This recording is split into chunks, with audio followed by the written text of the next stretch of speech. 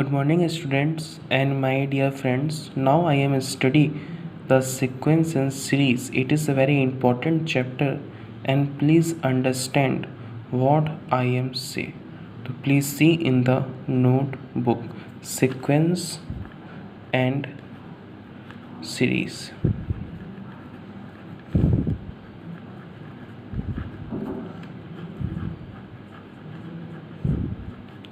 In sequence and series, there are the two difference in between the sequence and series. Sequence means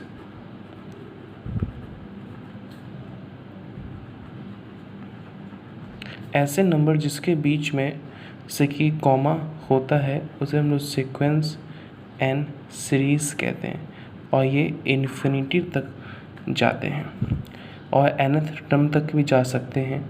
और एक होता है series. Series का मतलब होता है जिसके नंबर के बीच में या फिर प्लस होता है या फिर आपके किसी नंबर के बीच में माइनस होता है और ये भी nth टर्म या फिर इन्फिनिटी तक जा सकते हैं। तो सीक्वेंस सीरीज़ में क्या होता है, सबसे पहले तीन टाइप के सीक्वेंस होते हैं। सबसे पहला होता है कन्वर्जेंट सीक्वेंस होता है, एक होता है डाइवर्जेंट और एक होता है ऑक्सीलेटरी। तो सबसे पहले हम लोग कन्वर्जेंट को समझते हैं। तो कन्वर्जेंट जो होता है वो आपने फिजिक्स में ऑप्टिक्स में पढ़ा होगा कि कन्वर्जेंट लेंस भी होते हैं।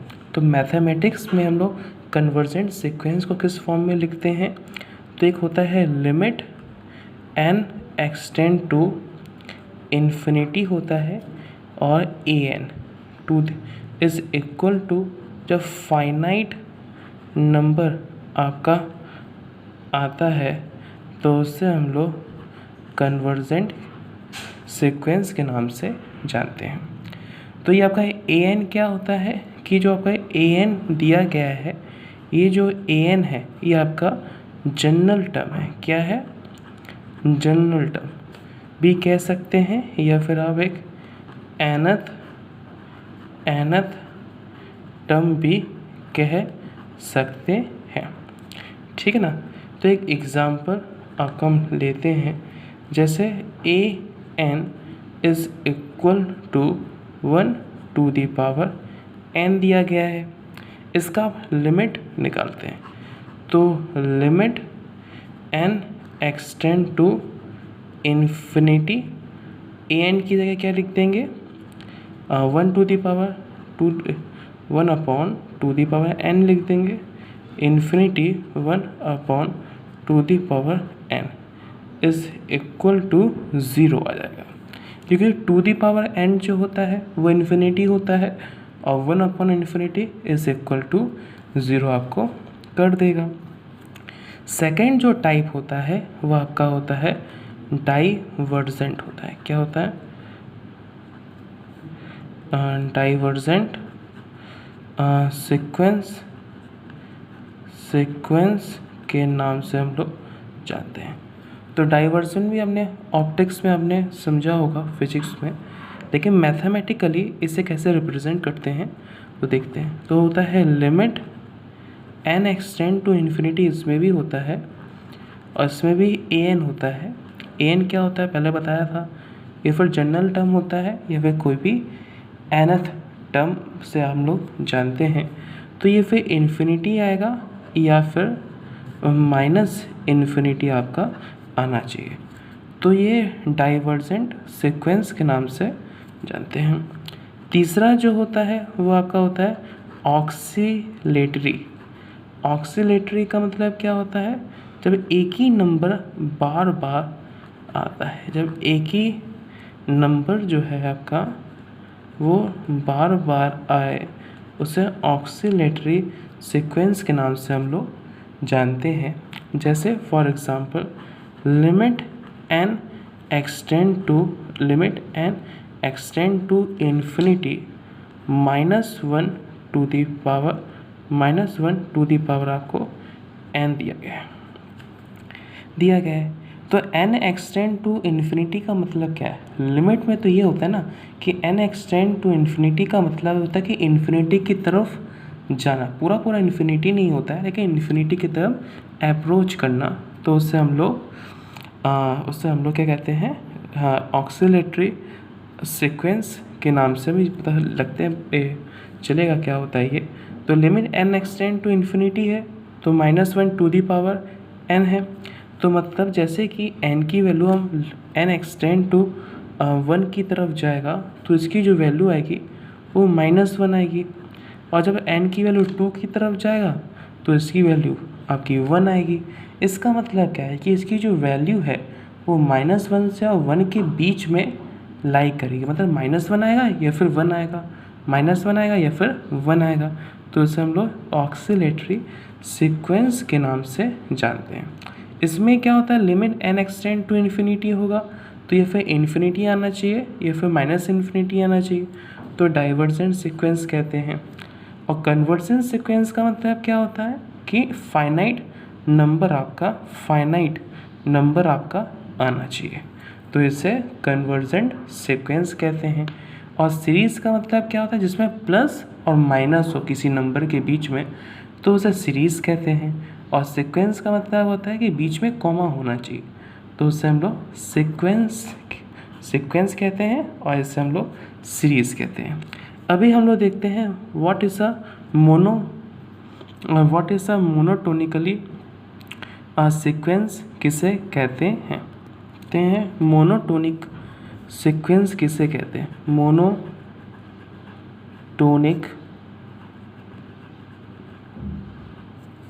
सीक्वेंस किसे कहते हैं।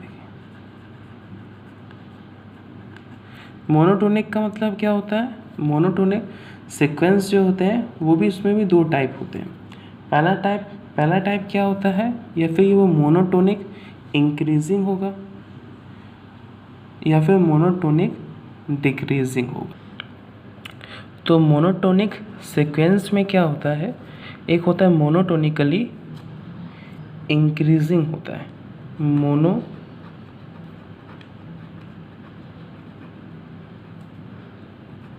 मोनोटोनिकली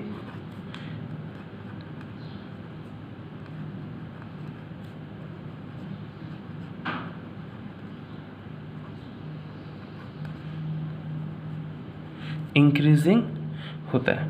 तो मोनोटोनिकली इंक्रीजिंग का मतलब, जैसे कि फॉर एग्जांपल लेते हैं हम लोग, जैसे 1 हो गया, 2 हो गया, 3, 4 और ऐसे करते करते 10 तक मान लीजिए। तो ये जो सीक्वेंस आपकी लिखी हुई है वो 1 है, 2 है, उसके बाद 3 है, मतलब ये इंक्रीजिंग ऑर्डर में है, तो उसे हम मोनोटोनिकली इंक्रीजिंग के नाम से हम लोग जानते हैं। दूसरा जो होता है वो होता है मोनोटोनिकली डिक्रीजिंग होता है। तो वो क्या चीज़ है देखते हैं।